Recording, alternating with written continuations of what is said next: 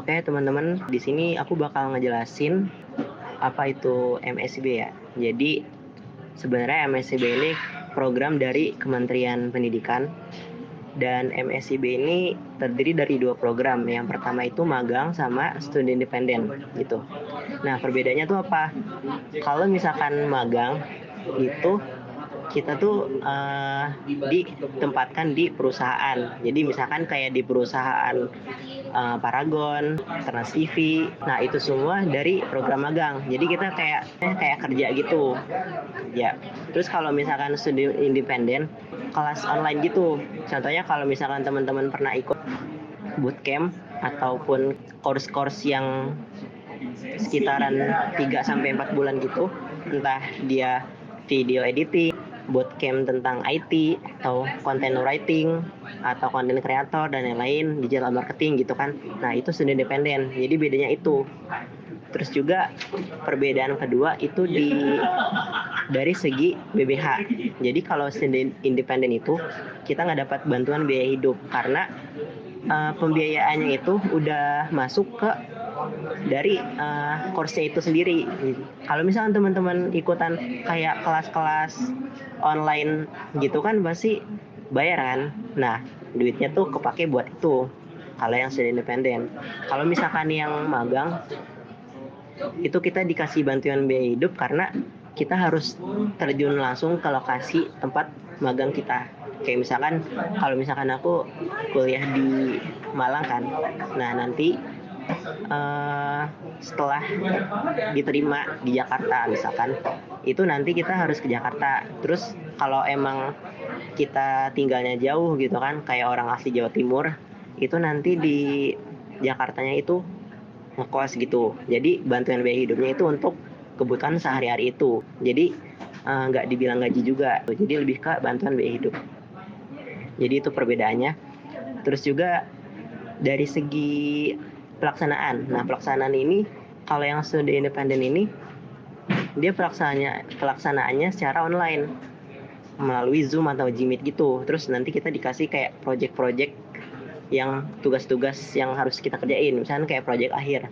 Kalau kemarin aku itu ikut studi independen UI UX. Nah nanti dalam program itu misalkan selama sekitaran 4 bulanan itu nanti kita ikut Zoom, habis itu kayak dikasih materi, habis itu dikasih tugas, kuis-kuis kecil-kecilan. Terus nanti di akhir projectnya itu kita kayak ngebuat project aplikasi gitu. Nah kalau yang studi independen gitu ya, yang UI UX ya. Nah kalau misalkan magang, itu pelaksanaannya secara offline. Jadi kita harus berangkat ke kantor juga. Berangkat ke kantornya sesuai dengan peraturan dari perusahaan itu ya. Kayak misalkan kalau kalau aku sekarang ini bukan berangkat ya, maksudnya masuknya jam 10 pagi, pulangnya jam sekitaran jam 5 sampai jam 6. Jadi itu kita tiap hari berangkat gitu, bedanya itu. Kalau misalnya teman-teman emang ingin yang fleksibel, yang maksudnya kayak online gitu, teman-teman bisa daftar yang studi independen karena kita bisa pulang juga kan gitu kan, jadi nggak kuliah secara luring. Kalau untuk cara mendaftarnya gimana? Jadi cara mendaftarnya itu gampang ya. Jadi teman-teman tinggal daftar pakai email, disarankan itu pakai email kampus, daftar ke websitenya MSIB. Nah setelah daftar pakai email kampus, itu sarannya pakai email kampus, terus tinggal ngelengkapin data-datanya itu terdiri dari misalkan kayak CV, portofolio, terus habis itu sama buat rekening mandiri. Kalau yang batch sekarang batch berapa? 6 ya.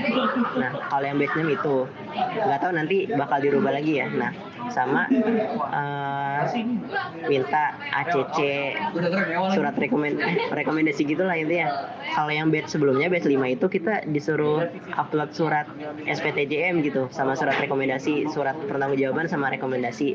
Tapi di batch 6 itu kayak lebih dipermudah karena mengingat kesulitan mahasiswa sebelumnya kan, yang dia tuh selalu di reject kan, kayak karena nggak ada tanda tangan, nggak ada stempel, jadinya di batch 6 itu diubah jadi lebih mudah. Tapi nggak tahu yang batch selanjutnya bakal dirubah lagi.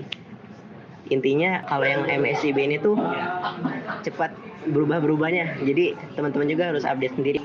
Terus setelah mengupload berkas-berkas gitu, teman-teman pilih mitra yang teman-teman mau tuju. Kalau yang sekarang MSIB 6 ini maksimalnya 22 gitu, tapi kalau yang 7 nggak tahu nanti bakal jadi berapa ya. Kalau misalkan daftar itu teman-teman harus pikirin beberapa aspek ya, kayak misalkan teman-teman tuh pengen ke wilayah perusahaan yang mana, lokasinya, sama berdasarkan basic teman-teman. Jadi teman-teman tuh harus daftar sesuai dengan kemampuan yang ada di CV-nya. Misalkan teman-teman tuh ahli di fotografi atau videografi atau content creator atau kepenulisan gitu. Jadi usahakan daftar di tempatnya yang sesuai sama CV-nya gitu, karena itu meningkatin peluang buat lolos. Selanjutnya masalah konversi. Kalau dari universitas aku itu, kan aku dari pendidikan bahasa Arab kan, di jurusan aku tuh intinya kalau kalian ikut magang atau studi independen itu langsung pilih paket mata kuliah. Misalkan pilihan paket mata kuliah aku tuh mata kuliah bahasa Arab ya, itu langsung bisa dikonversi. Jadi setiap universitas itu beda kebijakan. Ada yang dia dikonversinya karena tempat magangnya sesuai sama SKS-nya, ada yang enggak gitu kan. Jadi harus sesuaiin sama tempat universitas teman-teman juga. Terus termin BBH. Nah, kalau BBH ini dibagi jadi 2 termin. Kan kalau magang itu totalnya 5 bulan ya. Jadi termin 1 itu 3 bulan, termin kedua baru 2 bulan. Nah, jadi cairnya tuh nggak sebulan sekali. Cairnya itu 2 termin. Yang pertama 3 bulan, yang kedua 2 bulan gitu. Terus untuk mobilisasi. Nah, kalau yang di tempat aku itu perusahaannya mobilisasinya tuh kita milih tanggal. Jadi nanti di Excelnya tuh dari tanggal 25 Juni sampai tanggal 8 Juli gitu. Nah, itu karena setiap perusahaan tuh beda-beda kan sistemnya. Tapi kalau aku itu milih buat tanggalnya mau berangkat kapan. Jadi nanti di pilihannya juga kita bisa milih mau pakai pesawat atau kereta gitu, dan itu nanti dibayarin sama pihak MSIB, dipesanin tiketnya gitu. Ya kurang lebih gitu sih. Dan juga nanti mungkin kalau misalkan teman-teman pengen nanya secara personal, itu bisa DM IG. Udah, mungkin cukup sekian ya.